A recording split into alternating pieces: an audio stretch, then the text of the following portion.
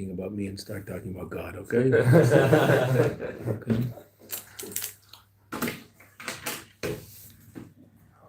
We were at Okay. We saw the basic point of the whole mimer yesterday at the end of shiur. Unfortunately, when things happen at the end of shiur, some people are half there, not there. So the Rebbe explained, having explained the pnimius of Golus, that Golus is a state of being where down here in Elam Hazeh, so of course there's a state of concealment. But the light that is destined to energize, empower, Seder Ishtaushlus, the four worlds, etc. Where does that light go ultimately in a time of Golus? It goes back to its source in a higher level of godly reality, back to its source in Atzmos, the essence of a Kadosh Baruch Hu. So Mitzad, you want me to find it for you? Let me find it for you. Okay, it's near the end. start here.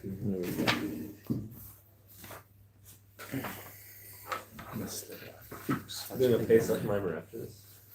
Yeah, but yes, it is a Pesach mimer, but it's not really a Pesach mimer. But the pnimius of Golus is that level of godly light is connected to its source in a higher level of godliness, just like you and I when we sleep on a revealed level. Sorry, that was one of those versions, not mine. No chips. on a revealed level, so we're laying in bed snoring. But where is our neshama at that point? Our neshama has receded, ascended above to its source in Atzmus and is being rejuvenated, and ultimately will come back down into our body in a more energized state when we wake up. Right? Okay. And it might take a while to wake up. They say, just a little tip. This is a little tip on life that I learned about 15 years ago, and it's very interesting. It's a fascinating tip on life. When you wake up, so of course we all feel a little groggy when we wake up. They're natural, I think they call them enzymes. I don't know what that is. I think it's something. Full house. You just came back. Okay. I think it's something that you put in laundry detergent or something. I'm not sure, but anyway, there's enzymes that a person has that take about an hour to kick in and they wake you up. That's why it takes a while to wake up, right? So your body wakes up naturally, and the full process takes about an hour, which is why they say, and this is just an interesting thing, and it makes a lot of sense. If it's true, I have no idea, right? Bereshis bara Elokim es hashamayim v'haaretz is true. Other than that, there's a lot of stuff we're not so sure about, but it seems to work, right? They say, therefore, don't drink a cup of coffee for an hour, because you interrupt the natural process of your body waking up, and the caffeine interrupts it and doesn't let it do. I mean, it stops doing it because the caffeine kicks in. So the natural waking up process, meaning you haven't had the full effect of the enzymes, I think they're called enzymes, or the coffee. So it's my cortisol. Right, which is just an interesting, I mean, it does make sense. I don't know whether it's true, but I mean, it was written by someone who seemed to know what he was talking about. Okay. He was a Canadian who voted for Trudeau, so he for sure knows what he's talking about. I mean, he must be a very sophisticated, deep, intelligent person, right? I mean, I wouldn't, a person like that, anything they say, I would believe in a minute, right? It seems he knows about some things and doesn't know about other things. That was for the Canadians in the room. No, it was nice having a prime minister younger than you, no? I mean, having a 15-year-old, I think that was good. I think everybody felt And he was handsome. So handsome. And he yes. spoke well. Okay. And he did blackface. And he did 15. blackface. Okay, no. That's the Americans talking. That's all they care about is the race part. The Americans put it. It's all about race. Just the guy was a moron, an idiot, and a fool. Oh, once he put on blackface. Oh, he's no good. If that was the worst thing he did, they would have been in better shape. So I voted. Okay. You're also Canadian? No. No, okay. Oh my gosh. The place is I crawling snuck with across the Canadians. border. Right? Yeah. No, you need ID in Canada. You couldn't have done that. I'm gonna call Okay, let's go. No. Enough of this frivolity. Must be Purim is on. It's in the air. Today actually is a very special day because it's Tes Adar, and Tes Adar, this is the 86th anniversary of the arrival of the Frierdiker Rebbe to the safe shores of America, Tes Adar Tafshin. So that's also important relative to this mimer. Why? We know why. Someone told me yesterday. The first, Thank you. This is the first mimer the Rebbe said in America, meaning this mimer is based on the Frierdiker Rebbe's mimer, which was the first mimer the Frierdiker Rebbe said in America. A few days later on Purim, 5 days later. So again, sleep. What happens in a state of sleep? Your soul ascends to its source in Etzem, is rejuvenated, and comes back down into your body. So there's an advantage to sleep and a disadvantage to sleep. The disadvantage, obviously, is down here. The advantage is up there. Okay, so the Rebbe told us an amazing thing, and that the analog of that mushal of sleep is Golus, relative to the Eibishter, godly light, which is ultimately its ultimate purpose is to energize Olam Hazeh and the worlds above. That light recedes back to its source in Atzmus. Therefore, it's not revealed down here. So the world is in a state of sleep, a dream-like state where things are not orderly. So those things which are important don't seem to be so important. Those things which are not important seem to have great importance. The topsy-turvy reality of a dream-like state, which we learned about in the mimer. Okay, so that's the state of reality at the time of Golus. So Mitzad Echad Golus is a very, very powerful and amazing state of reality. Mitzad the elokus of it. But down here it's dark and cold. Okay. So what happened at the time of Purim? So that's what we saw at the end of yesterday's shiur, but we're going to go over it again just to make sure that we appreciate it. What is it that the line in the Megillah that the Rebbe is explaining is the line that we read the loudest in the Megillah because it's considered Ikar Anes. And what's that? Belaila hu nadad shnas hamelech. That night the king's sleep moved. It does not say the king woke up, and we finally understood that yesterday. It doesn't say the king woke up, it says the king's sleep moved. What does that mean? Well, what brought that about? What brought that about was our Mesiras Nefesh, which the Rebbe is going to talk about more today. The Mesiras Nefesh of the Yidden at the time of the decree. The Yidden were on a very, very low level. And as a matter of fact, deserved on a certain level to be destroyed. And the nace was that we weren't. The nace was that Baruch Hashem, Haman devised his plan, and there's nothing like an anti-Semite to wake up a Jew. And so the plan of Haman ultimately brought about a situation that we reconnected to a Kadosh Baruch Hu in an incredibly powerful way. The Mesiras Nefesh expressed by the people for 11 full months, which we'll see. From the time of Pesach, right? We learned that yesterday, right? When did we all fast? 3 days of fast. It was Pesach. No Seder that year, right? The year that Esther asked everybody to fast for 3 days. So that was Pesach. From that fast until Purim is 11 months. And the Yidden were in a state of Mesiras Nefesh that whole time, right? What is Mesiras Nefesh? Mesiras Nefesh, there are different levels of Mesiras Nefesh. A person can express Mesiras Nefesh even based on the fact that intellectually they realize that it's worth giving up their life for something. That's why non-Jewish soldiers fight for their country, right? And they do. And they're Mesiras Nefesh for the country, right? They're willing to die for their country. Where's that coming from? Intellect. Their intellectual understanding of the fact that there's something more important than me. My country. Okay, that's a beautiful thing, right? Okay. And that's why Mesiras Nefesh exists even in a non-Jew. And there is such a thing. In a Yid, Mesiras Nefesh can come from there, like anybody, like any other human, right? But Mesiras Nefesh from a Jew can also come from deeper places.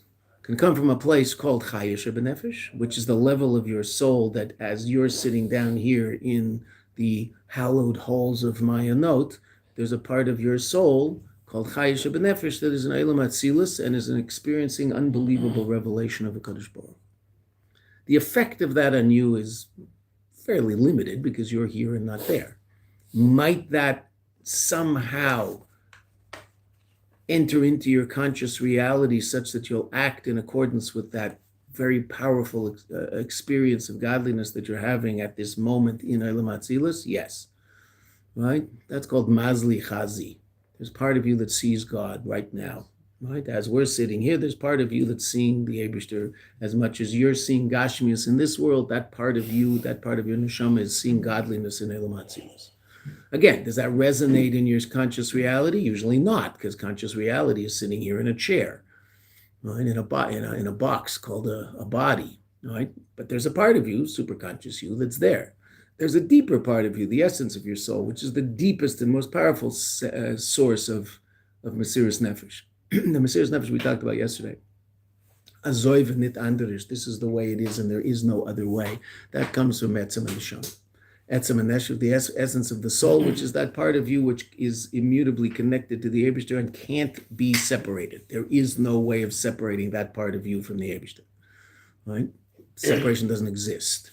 So if that part of you is revealed down here in conscious you, so then Mesiras Nefesh will be much greater. And that was the Mesiras Nefesh of Purim, and most Mesiras Nefesh comes from that place. Mesiras Nefesh of Etzem and Neshama. What's the statement that Chassidus uses all the time? Azoiv nit anderish. This is the way it is, and it can't be any other way. The Jew cannot disconnect from the Eibishter. The equation that we talked about yesterday, there's if someone were to say to you, I'll let you live if you let me cut off your head. There's no such thing. It doesn't work. Okay, so that's the most powerful source of Mesiras Nefesh. Right? Etzem and Neshama. Azoiv nit anderish. This is the way it is, and there is no other way. Right? The Yidden who were Mesiras Nefesh in the Soviet Union. Right? Azoiv nit anderish. Right? Yiddishkeit wasn't a choice. Yiddishkeit was a state of reality.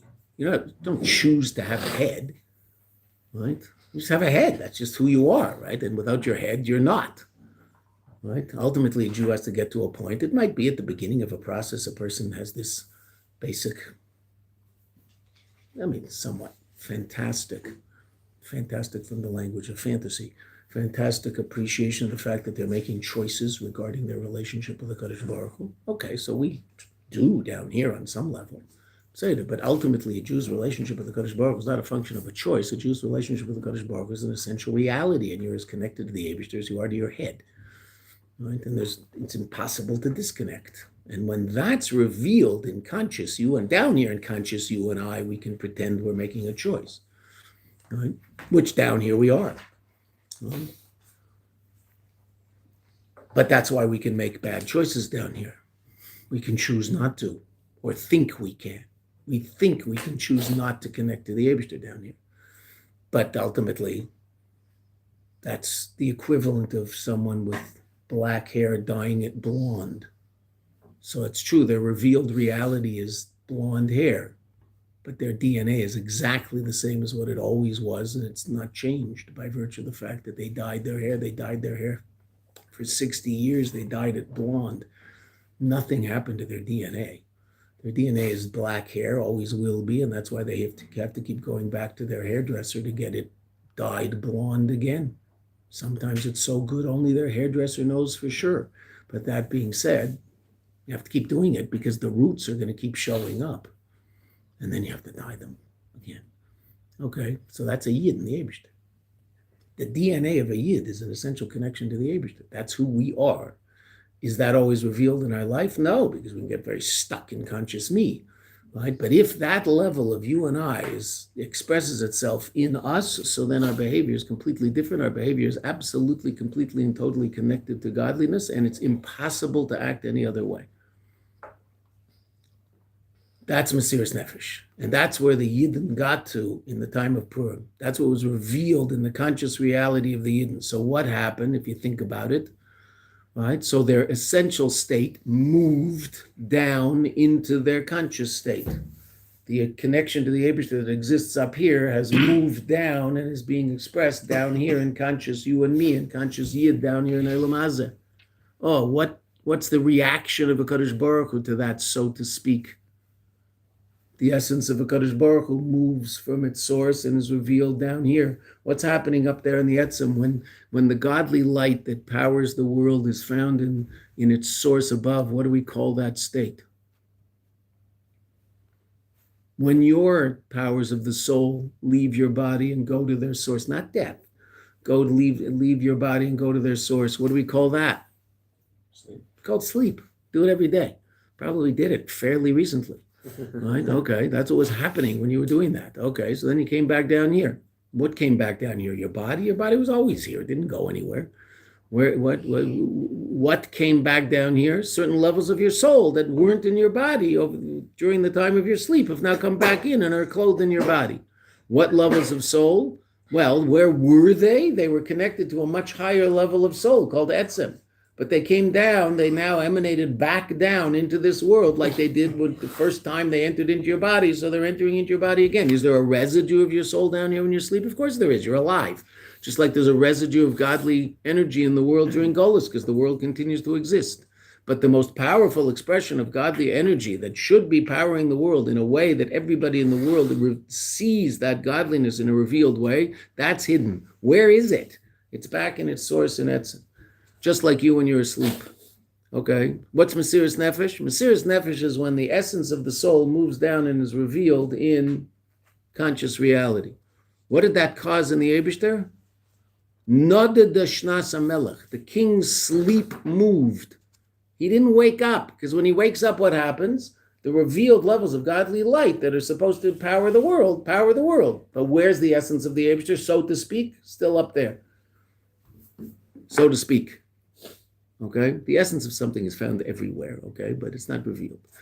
Right? Your DNA is found in every single chelkik in your body. Every single part of your body is expressing your DNA. Okay, but we're not going there right now. Etzem, so to speak, is up there. Okay, so the essence of HaKadosh Baruch Hu is up there. When the Eibishter wakes up, so to speak, what happens? The godly light that's supposed to emanate down into the world comes into the world and powers the world. The same way when you wake up, the godly energy in your neshama that comes back into your body and powers you. Fine. What's Mesiras Nefesh? That Etzem comes down into this world and expresses itself. What did that cause in the Eibishter? Noded Shnas HaMelech. Not that the king woke up. His sleep moved. In a state of sleep, what's the most powerful aspect of godliness that's being expressed? Etzem. It moved from there to here. Whoa, that's the Rebbe taught us yesterday. He didn't wake up. What's waking up mean? Waking up means the revealed powers of your soul are here and revealed. Okay. Is the essence of your soul revealed when you're asleep? No. When's the essence of your soul revealed? Mesiras Nefesh. When God wakes up, so to speak, in the mashal of God sleeping, does the essence of God's being reveal itself down here? No. The aspect of godly light that is supposed to energize the world and thereby be revealed in the world, that's what's revealed in the world when God, so to speak, wakes up in a state of geula. Okay. Galus is when, so to speak, God is asleep. Right? Meaning the light that's supposed to be powering the world has receded back to its source in Atzmos. When the Eibishter's sleep moves, what happens? The positive reality of sleep, which is that light is connected to its source in Atzmos, that positive reality moves from above to below and is revealed down here. And that's Purim.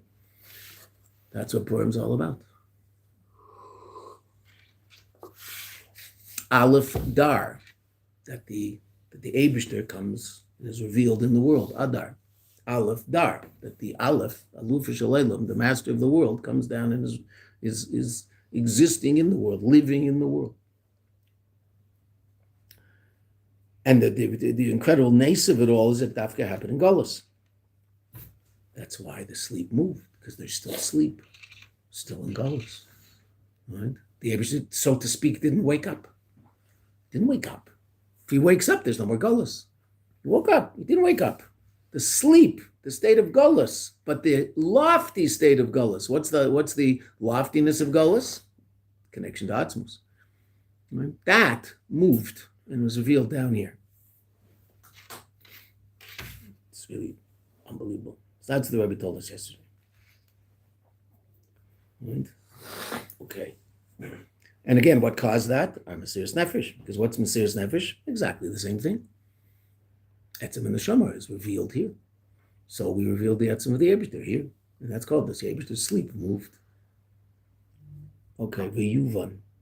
Last paragraph on page Ayin Reish, which of course means what? This is sort of Hashkacha Pratis. What does the word Ayin Reish mean?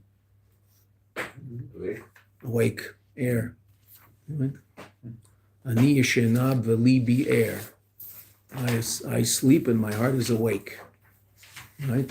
What did Chazal say? Ani yeshena begolus. I'm sleeping in golus, but my heart is awake. Still have mitzvahs. How many mitzvahs do we have in golus? It's a machlekes, whether we have 270 or 271 mitzvahs in golus. Gematria air. We're asleep in golus, but we're still awake. Why are we awake? We still have 270 mitzvahs. We don't have 613 mitzvahs. We have 270 mitzvahs in golus. Right? Libi air. My heart is awake. V'yuven zeh beprati yisrael. We can understand this in a more detailed way. Al pia yadua, based on that which is known. Shashlemis the Mesiris Nefesh, the most powerful expression of Mesiris Nefesh, of self-sacrifice, who is Kishon Mesiris Nefesh, that the Mesiris Nefesh mitzad Yechida, that comes from Yechida Shebenefesh, which is the fifth level, right? The level of the name of the essential connection we have with the Eibishter. Nimshechis is drawn down to Pa'elis and acts, Gam B'Keifus HaPratim, also in the revealed and detailed powers of the soul. Right? And also in the body. B'chol levavcha v'chol nafshecha. Shegam ha'aveda ha'pratis, that also the person's particular aveda, the b'kol kayach v'kayach, of each aspect of his life down here in the physical world, tia b'eifin to Mesiris Nefesh, will be in a way of Mesiris Nefesh. Meaning Mesiris Nefesh won't simply be expressed in some general way, it'll be expressed in terms of the individual detailed behavior of that person. Every action will be an expression of Mesiris Nefesh. And what's that? Beyond limitation, beyond measure, and beyond limitation. That every act of that person will be an expression of their essential connection to HaKadosh Baruch Hu. But Mesiris Nefesh, Haisa Etzel Kol Yisrael, this level of Mesiris Nefesh was by every single Jew. That's what's so unique about Purim. That's why Purim on a certain level is the highest level, and that's why it's the culmination of all of the Aveda of the Yidden throughout the whole year. Where do we end at the end of the year? The year starts in Pesach, Chedesh Rishon. Right? When does it all end? Purim. We start in Pesach, getting out of a state of limitation. Right? Getting out of Mitzrayim. Then you get the Torah. Okay. Then you hopefully connect to that Torah. And with that Torah, hopefully you do something called tshuva. It's called Tishrei, right? Okay, and hopefully you bring that tshuva into everyday mundane reality, which is called cheshvan. What's the end of it all? Where do you see where you are at the end of it all? Purim. Interesting enough, what do we do on Purim? We do exactly the same thing we did at the beginning. We drink more alcohol than we usually drink. The first thing we do, Pesach, we drink 4 cups of wine. The nature, the geula and drinking more alcohol than we usually drink go together in Chazal, right? Alcohol generally causes more destruction than anything positive in the world, unless you're a Jew and you know how to drink it, right? It's like anything else. Oh, alcohol's bad. That's a dumb thing to say. Then how come Chazal tell you to drink a lot of it on Pesach and Purim? Because they don't know. They don't know. Grow up. They know. They know exactly what's up. Right? And they know that it can be used for something positive. That's why the Eibishter created such a thing. Can it be used for something negative? Sure can. Right? One of the other, I'm being taped here, but I'll say it anyway. Right? One of the other very destructive things in this world is actually the source of the continuation of the world, which is the union of a man and a woman, which can be an unbelievably holy thing. The world turns it into the dirtiest, most disgusting and horrific thing imaginable. They sell it. It's gross. It's bad. It's not bad. It's one of the holiest things you'll ever do if you do it right. And as a matter of fact, your grandchildren came because your children are doing it. So it can't be so bad because you let your children do it. Right? Mela, you did it because you're just, we don't want to talk about what you're really all about. But your kids do it too. Right? What comes out of this? Sweetest little thing in the world is called grandchildren. Right? They say grandchildren are the reward for not killing your own children. I've heard that before. Children can be pretty challenging, right? Because they don't always listen. Oh my goodness. They're supposed to, theoretically. Right? Okay. So there's all sorts of things in the world that can be expressed in an absolutely horrific way.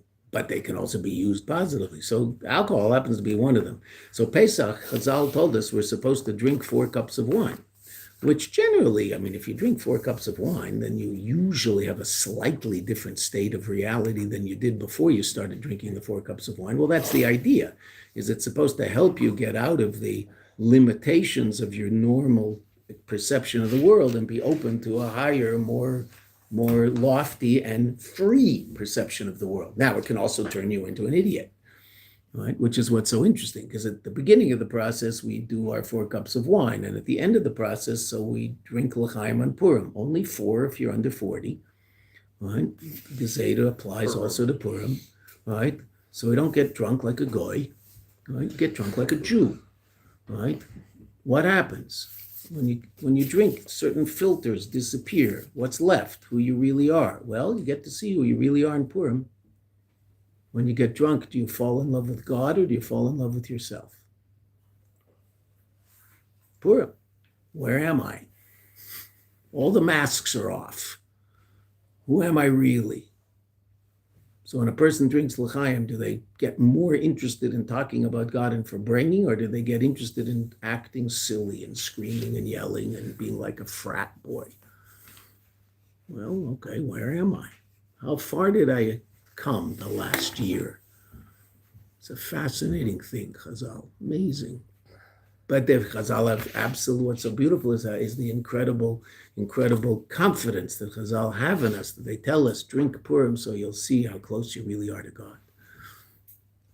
Right? What level will be revealed? Right? What level will be the level where Haman and Mordechai are the same? What's that? Atzmos. Right?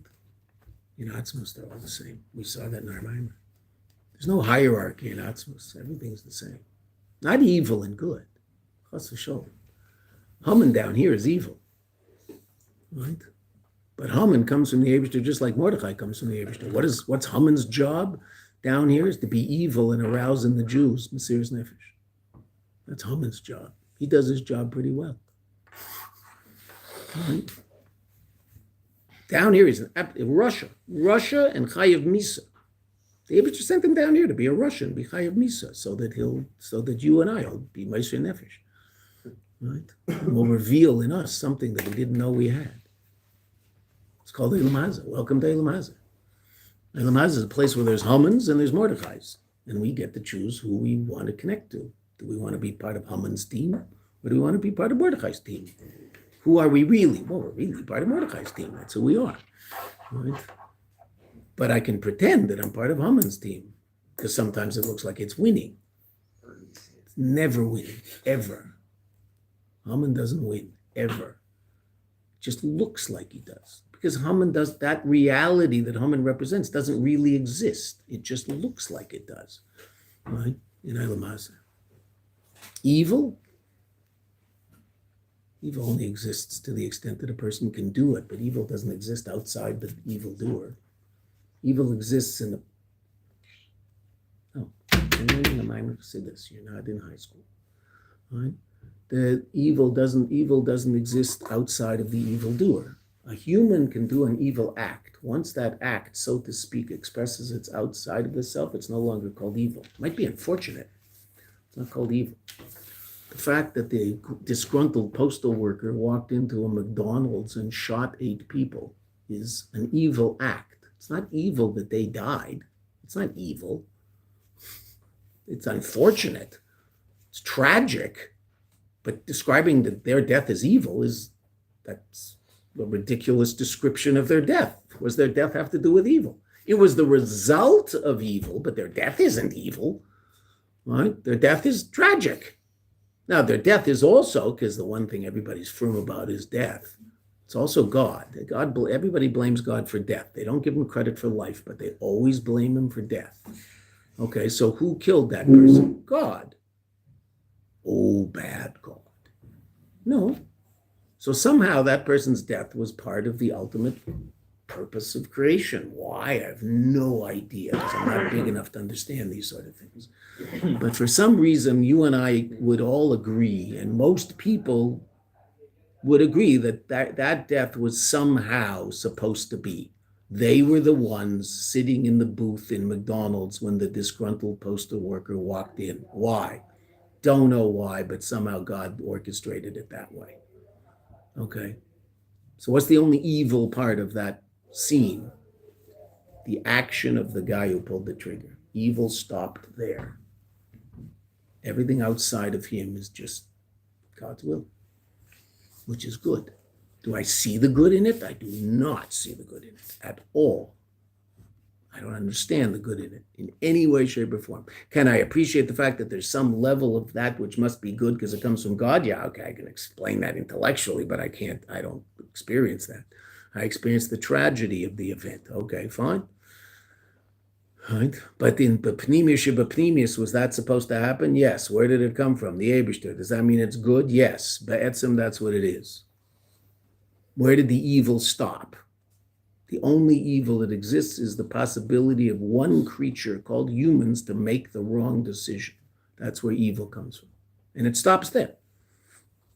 That's Haman. It doesn't really exist. Right? And it only exists in order to bring about the revelation of some level of reality that we might not understand, but it's also good. We don't understand the goodness of it at all, in any way, shape, or form. Right? Just saw a pediatrician who was taken to it's all a long story as to why he was taken to the Rebbe, but a pediatrician who was taken to the Rebbe for Yechidus by a Lubavitcher. And they were talking about different things, and he developed a very close relationship with the Rebbe, and the Rebbe told him to come back. So he came back. And he asked the Rebbe about, he said, I sometimes get mad at God. So he said, why? He said, because I'm a pediatrician, and I see sick children, and I don't get it. I just don't get it. And I think that's the thing that most of us find hardest to understand. Why kids? Okay, an adult maybe did something, who knows? This kid, like, why does this kid deserve something other than revealed good? Right? So he said, I find it very, very difficult. And I deal with this all day long. But the answer of the Rebbe to him is absolutely astounding. He said, the Rebbe said to him, first of all, you have to understand that even though we don't understand everything that comes from the Kadosh Baruch Hu is good. And when the Rebbe says this, he's not saying it philosophically. This is how the Rebbe lives, because the Rebbe actually believes in God. God's not some useful thing to give meaning to my life. He believes in God. There is a God, and he's there, and you can rely on him for everything you need. Right? The Rebbetzin said about her husband, my man is a maimin. My husband is a believer. He really believes in God. Not philosophically, really. Right? Okay. Which is why we attach to that, and then we have a fighting chance to also believe in God. Because the panemius of you is the Rebbe, the panemi, that part of your soul that we just talked about, etzem and neshama, your yechida is the yechida pratis, and the yechida klolis is the neshama of Moshe Rabbeinu of the generation. That's why Moshe says the 600,000 Jews that I'm in their midst. Right? What does he mean? I'm the panemius of those 600,000 Jews. Every single one of those Jews had a little spark of Moshe Rabbeinu's neshama in them. That is the deepest place in them. That's what gives you and I a fighting chance to have emunah, because we have a little spark of Moshe Rabbeinu's neshama, and Moshe Rabbeinu's taken up. He has real emunah. It's real by him. Okay. So the Rebbe says to him an amazing thing. He says, we don't understand, but ultimately you have to appreciate on the deepest level of reality what you're experiencing is good. I don't understand it, and it's painful for us, the Rebbe says to him. All right? And we talked yesterday about the Rebbe crying at the oil. Right? We don't understand it, and for us it's painful, but we also have to understand that in essence it's good. Then the Rebbe says an amazing line to him. And the way you open up the possibility of a miracle to happen, to heal that child as his doctor, the way you open up that possibility is by having absolute faith and emunah that this is all coming from God. Then a miracle can happen. But if you get angry at God, you've closed God off from the reality, so to speak, and a miracle can't break through. Whoa. What an amazing thing to say. That's what the Rebbe told this doctor. The doctor was talking about it. If you believe in God, life is different.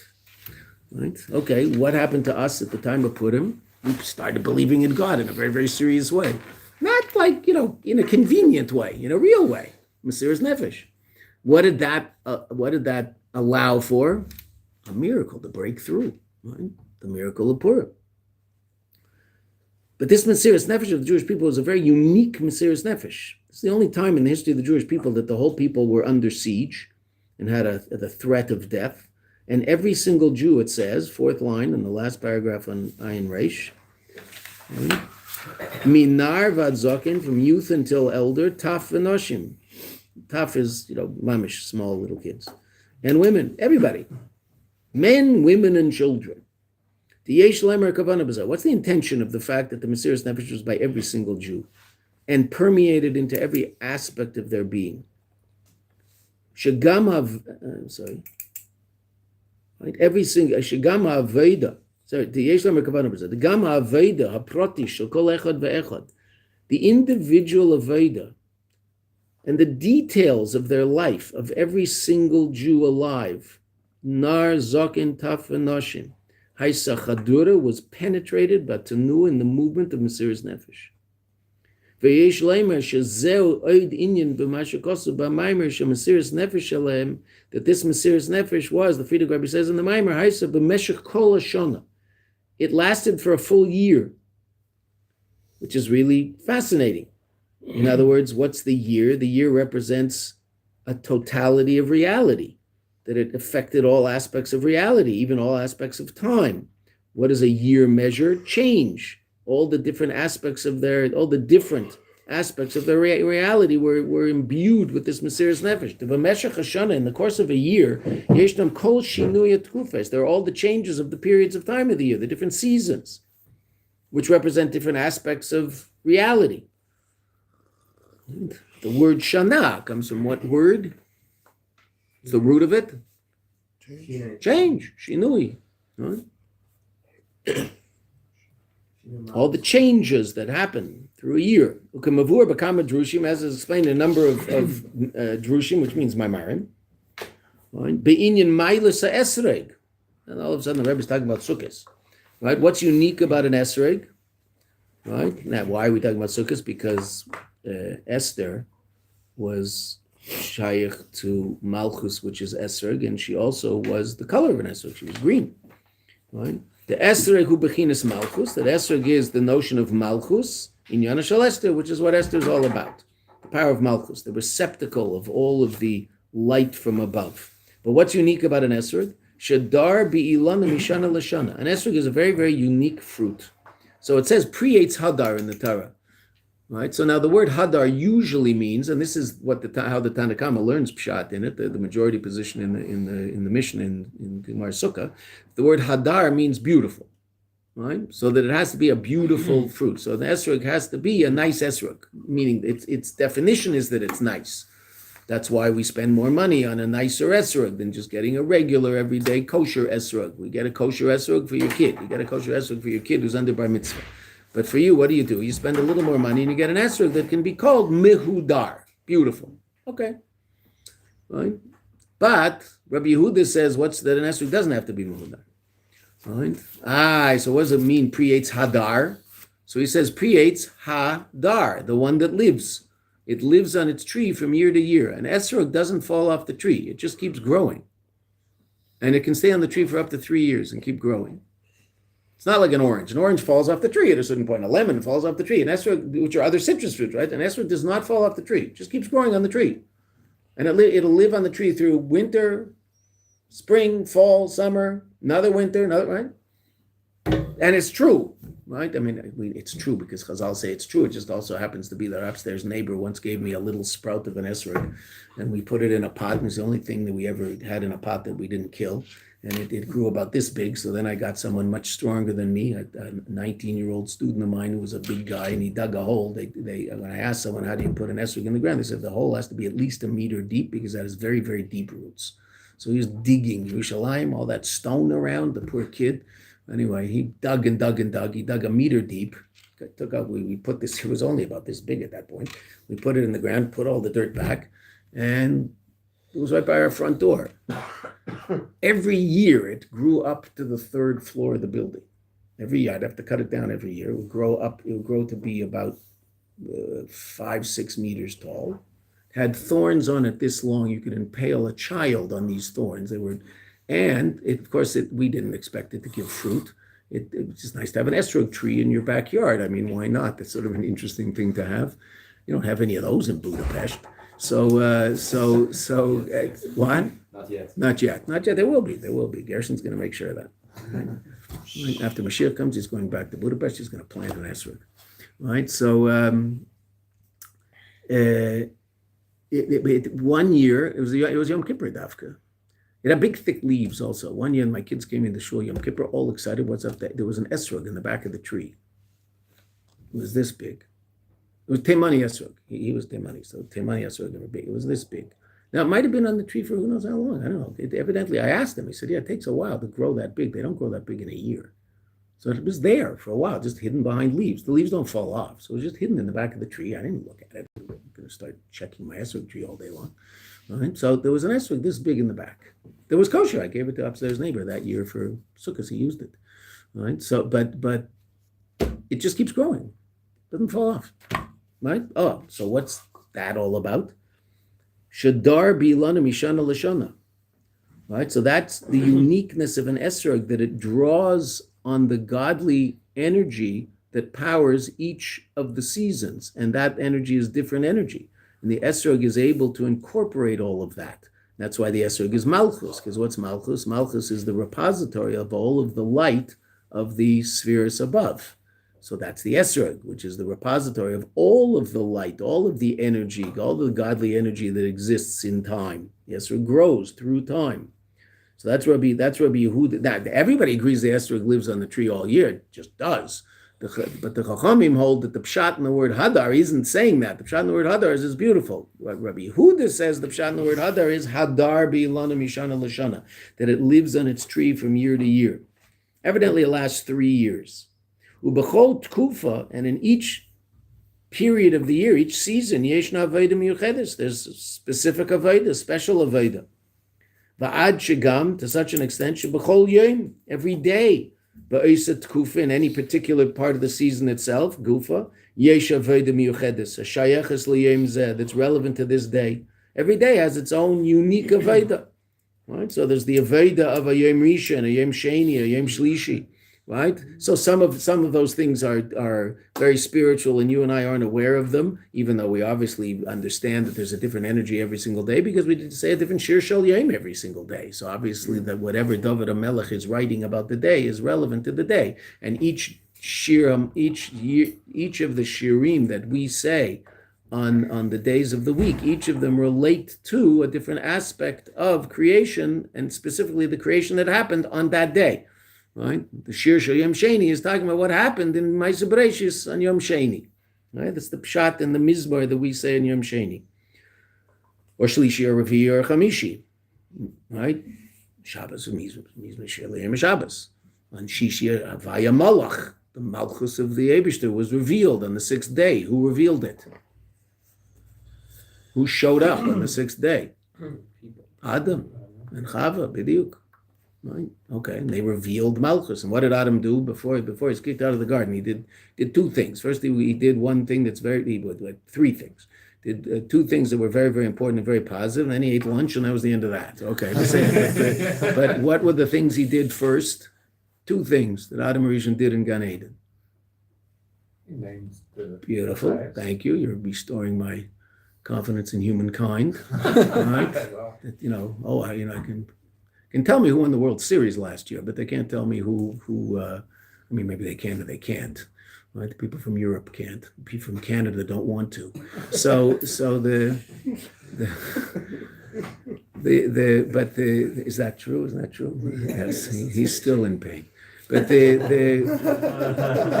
what happened in Gan Eden? So that I don't know. That's like I don't have to know that stuff. I don't have to know that stuff. Yes, you do. Right? You have to learn Rashi and Chumash and know these things. Okay, so what did Adam Rishon do? First of all, he gave names to the animals, right? Okay, and what's that mean? Well, you all learned Shar Yuchad V'Amunah, I hope. And if you didn't, so it's coming up at some point relatively soon, right after Shavuos, in Tanya, Daily Tanya, where the Rebbe explains that what was Adam HaRishon able to see in each animal, the godly energy powering that animal, which is how did the Eibishter create the world? He spoke and created the world. So the godly energy in each of those letters exists in that animal. So he looked at that and said, oh, that's an Aleph Resh Yud, and that's called an Ari. Oh, that's a Chaf Lamed Beis, that's a Kelev. Okay, so Adam HaRishon did that. What else did he do? So he had his children? Was not in the garden? I think they were born outside. I don't think Cain was born in Gan Eden. Right? He got all of the creatures in Gan Eden to bow down and accept the Malchus of HaKadosh Baruch Hu. Meaning everything. Trees, rocks, frogs, everything. Right? That all of reality recognized the Malchus of the Eibishter. And so therefore, what do you say on Yom Shli Havaya Molech, Deus Lovesh? The Malchus of HaKadosh Baruch Hu is coming to expression in the garments of physical reality. Okay, that's what you're saying on Yom Shishi. So every day has its own unique character. And our Mesiras Nefesh was expressed through all those different states of reality in time. Right? In space, well, okay, there are all sorts of different Jews in all sorts of different places. So all of the world where Jews lived was elevated by their Mesiras Nefesh by virtue of the fact that they lived in 127 countries. There was nowhere to go, right? Because he was the king everywhere. Okay, but also in time. There's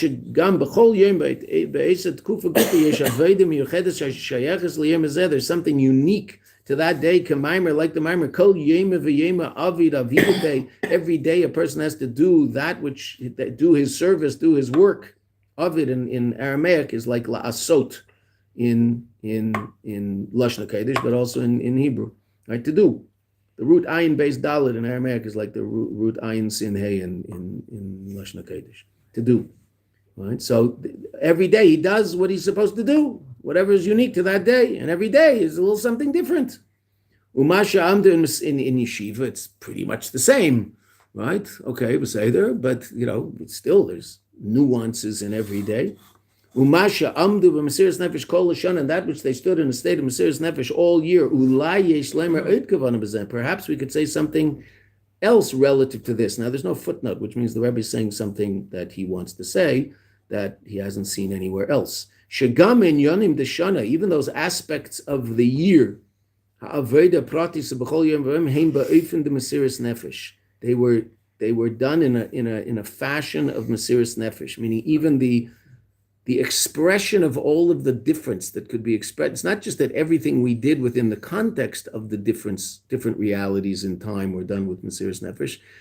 We imbued the earthly reality of time with the Mesiras Nefesh of each and every Jew.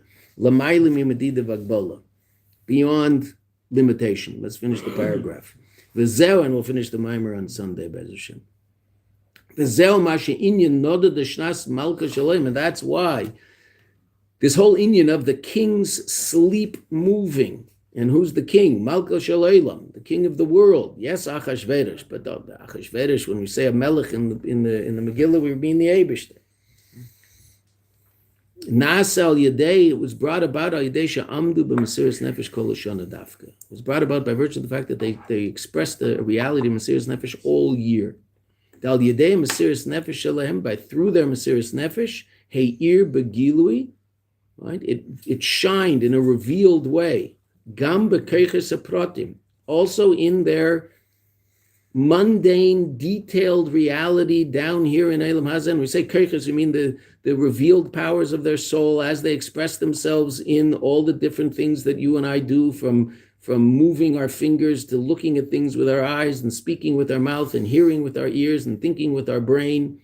All of those different keiches of the soul, which had been in a state of sleep, are now in a state of sleep, but while we're awake, right? So they're all imbued with an expressions of an essential connection to a Kadosh Baruch Hu. Kol Shana al Yedei Zeh, by virtue of our Aveda below, al Yedei Zeh Nasa Gam Kein L'mayla. This was also brought above. Sha'or Shalamayla Mishtalshalus, that the light which is beyond the Ishtalshalus, beyond the natural order, Nada de shnas hamelech.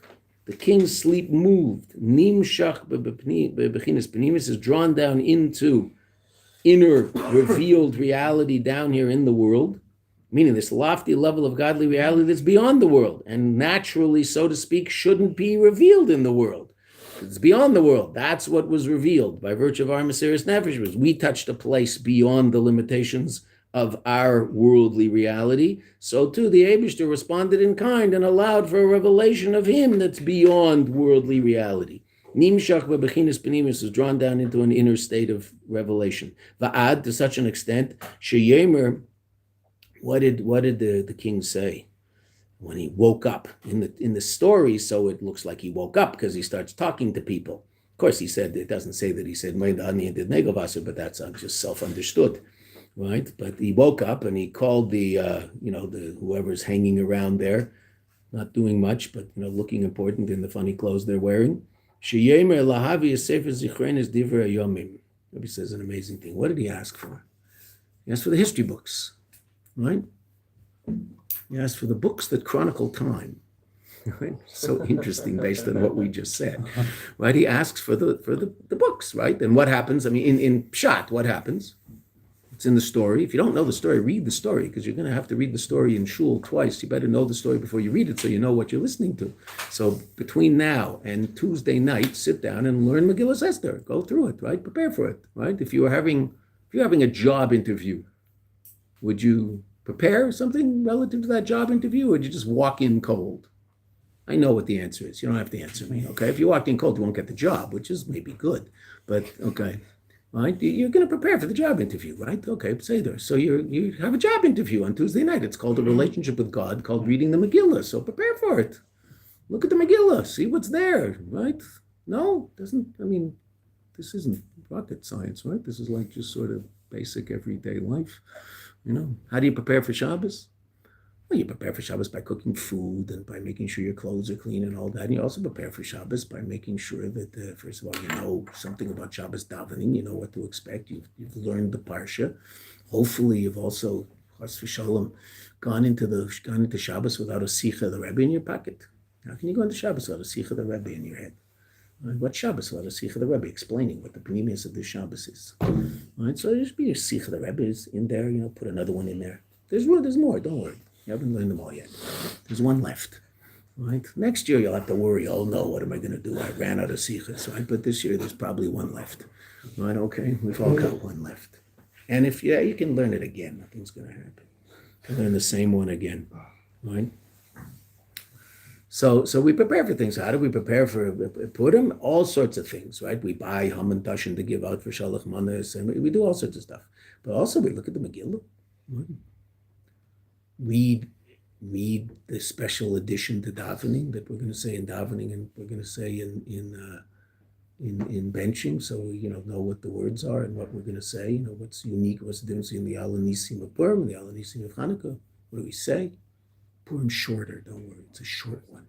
It's a nice little shorty. It's good. Oh, I like Purim. The edition's short. Right? Okay. Right. There's not much to say. They all wanted to kill us, and they didn't, and we won. And we eat. And we eat now. And now it's time to eat. Right? And it talks about it. We made a big party. Right. Okay. So the king wanted to know. So what happened when the king read this? I got sidetracked into convincing you to actually read the Megillah. But what actually happened? Saw that Mordecai had saved him. Oh, right. So it just happens to be since there's a God in the world. And there's a God outside of the world also, but there's a God in the world, same God, and that God sort of organized or orchestrated events so that they'd open to the page that talks about Mordecai saving the king's life, right? Oh, gee, isn't that lucky, right? So they started reading about Mordecai saving the king's life. So of course the king says, anything ever happened to Mordecai? Did he ever get a Presidential Medal of Honor or something like that? We ever did anything to him? So they say, no, nothing. Okay, who walks in next? Haman walks in. And the king asks Haman the ultimate question. I want to show great honor to someone who's really important. So Haman, of course, being Haman, and we can all relate to this really, really well, unfortunately. Haman says, well, the king must be talking about me, right? Must be talking about, who else could he be talking about, right? It's all about me. So it must be talking about me. So I'll make up all sorts of wonderful things that the king should do for this guy, so that I'll end up in the king's clothes, on the king's horse, and someone's going to take me through the street and say, this is what happens to someone who gives honor to the king. And of course, the king says to Haman, okay, take Mordechai, a Yehudi, who Haman knows very well, because Mordechai is part of the inner circle of the king, right? He's one of the main ministers in the king's government, and Haman knows him because Haman's also in the same cabinet meetings and can't stand him, right? So Haman's a little upset about this. Mordechai's also the guy who won't bow down to Haman. And the story goes on, right? Also, learn the Gemara. It's amazing what happens to poor Haman when he, on his way home, what happens? He's on his way to go take Mordechai, and someone throws garbage off their porch, and it lands on Haman, and Haman has to come to the king's party covered in garbage. Poor Haman. Oh, well. Couldn't happen to a nicer guy, right? Okay, so what happens? It says, let's finish this up. Let's open up the history books. Shanim shach, what? That what happened? That the kedusha, the holiness, the godliness of the events happening, that's all caused by the Yidden's Avodah. This is all happening because the Yidden are connecting to the Eibishter in a more powerful way, and therefore that brings about a more powerful expression of godliness in the world in a real way. Right? Just like that story that the Rebbe said to the story of the Rebbe talking to the doctor. Right? So what happened? Our Mesiras Nefesh, our connection to the reality that everything is the Eibishter. So then that was drawn down. Nimshach Gam B'Sefer Zichronos Divrei Yomim was drawn down also into the history books of the Persians. Right? Divrei Yomim Shoresh Hazman. There's a level of time, and there's a metaphysical level of godliness, which is the source of time, right? Generally called Malchus, right? Hashem Malach, Hashem Melech, Hashem Yimlech. The aspect of godliness that we relate to in terms of past, present, future is the Malchus of the Eibishter, right? Because Malchus is the source of time. It's like it's the source of space, right? Source of so-called limited reality. Okay. So all of reality was affected by our Avodah, including not only physical reality, but even the metaphysical source of that physical reality. So in this context, we're talking about time. Until they found written Gam B'Sefer Zichronos, the Shushan Abira Kapshuta, until the whole miracle, the greatness of the Jews, which is Mordechai, right? The greatness of the Jews is revealed in the Sefer Zichronos. Now, it was always there, right? But here they open it up, and what do they read about? They read about the fact that there's this guy named Mordechai who is deserving of great honor. Well, who's Mordechai? Mordechai is the Pneumius of the whole Jewish people. So what just happened? Based on everything we learned in this mimer, what just happened? How did the Rebbe describe Golus as a sleep state? What happens in Golus? What's not revealed? No, we learned this in this mimer, which no one's done any review on, so you don't remember any of it. Yeah, but what happened? What's the expression of Golus? In dreams, what happens in dreams? Everybody likes dreams. Everybody likes talking about dreams. Oh, dreams, right? You can talk about dreams and you with your legs crossed and, incense burning and talk about dreams. Everybody loves dreams, right? Okay, so we talked about dreams in the mimer. This is a good mimer to learn on a college campus. Everybody get excited. Oh, dreams are cool. Right? Okay, so no, what did we learn about dreams? Opposites can exist. Exactly. Everything's upside down. Okay, how's that expressed in Golus? Everything's upside down. How's that expressed in Golus? What was the ultimate expression of that? The Rebbe said? The Jews are not on earth. Right. People don't appreciate the fact that even they're different than everybody else. They might think they're different, but think they're worse as opposed to better. Right? Not better, different. Right? That's what Rabbi Steinsaltz said when he was asked by Ted Koppel on Nightline, are Jews better than non-Jews? He said, yes. We're better at being good and we're better at being bad. Which is very deep. It really is an amazing answer. Now, obviously, he must have gotten okay to ask the question because, that's a pretty loaded question to ask on American television. But that was his answer. And when you read the headlines and every creep in the headline, the last syllable in his word is steen. It's pretty embarrassing. Right? Okay, I agree. All right, okay, what are you going to say? And the American who scored the goal that broke your heart. He's a Jew, right? There you go. He's a Jew. What are you going to do? Those Jews, they're the source of all the problems. Right? As a break, my heart goes out. Right? Okay. You say Jews and Goyim are the same. We'll have to. Lizzie's on our money. Lizzie's on our money. Well, that was Rabbi Shem Tov's father's famous line on American television live, being interviewed when there was something going on in Crown Heights, and he was very involved in Hashmir. Let me finish the story. I'll tell you the story. Right, that he was very involved in Shmira and different things, protecting the Jews in the neighborhood. So they ended up saving the life of a young black guy in Brooklyn. So this, of course, made the news because the Jews saved his life. So when Rabbi Shem Tov's father was interviewed on television, the Channel 4 News or whatever it was, so they said, well, that's so amazing that not only do you protect the Jews in the neighborhood, you're also protecting the non-Jews in the neighborhood. So he said, we make no difference between Jews and non-Jews, lahavdil. On television live. Now they don't know what lahavdil means, so everything was fine. Yeah. That was his line.